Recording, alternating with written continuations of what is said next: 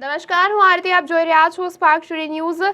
17 એપ્રિલના રોજ વડોદરા સહિત સમગ્ર દેશભરમાં જ્યારે રામલલ્લા હવે બિરાજમાન થઈ ચૂક્યા છે, ત્યારે તો સોના પર સુહાગા જેવો પર્વ મનાવવામાં આવશે. રામનવમી આવવાની છે, જેને લઈને ઉત્સાહ છે તમામ રામ ભક્તોમાં, તમામ જે દેશવાસીઓ છે તેઓમાં અનેરો જ એક ઉત્સવ જોવા મળી રહ્યો છે, જેમાં ખાસ ઉજવણી રામનવમી પર્વની આવતીકાલે એટલે કે 17 એપ્રિલ 2024ના રોજ થવા જઈ રહી છે.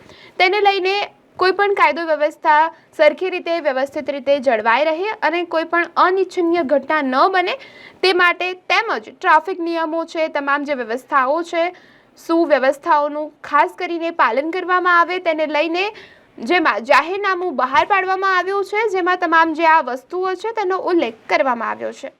દર વર્ષની જેમ સંસ્કારી નગરી વડોદરામાં રામનવમી નિમિત્તે શોભાયાત્રાનું આયોજન કરવામાં આવ્યું છે. ખાસ કરીને શહેરના કુંભારવાડા વિસ્તારમાંથી શોભાયાત્રા બપોરે 4 વાગે નીકળશે, જે બાદ ફતેપુરા 4 રસ્તા, અડાણિયા પુલ 4 રસ્તા, ચાંપાનેર દરવાજા, માંડવી, એમજી રોડ, લહેરીપુરા દરવાજા, ન્યાય મંદિર થઈ હઠીલા હનુમાનજી મંદિરે આવી સાંજે 7:30 કલાકે પૂર્ણ થશે. દરમિયાન કાયદો વ્યવસ્થા અને ટ્રાફિકની સ્થિતિ જળવાય તે માટે શહેર પોલીસ દ્વારા જાહેરનામું બહાર પાડવામાં આવ્યું છે, જે આવતીકાલે બપોરે 3 વાગ્યાથી શરૂ થશે અને જ્યાં સુધી શોભાયાત્રા પૂર્ણ ન થાય ત્યાં સુધી અમલમાં રહેશે.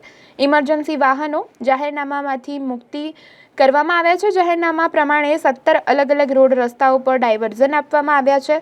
સાથે જ શોભાયાત્રાના રૂટ પર નો પાર્કિંગની જાહેરાત કરવામાં આવી છે. સાથે જ ઇમરજન્સી વાહનો જાહેરનામામાંથી મુક્તિ આપવામાં આવી છે અને આ ખાસ જાહેરનામું બહાર પાડવામાં આવ્યું છે રામનવમી પર્વને લઈને.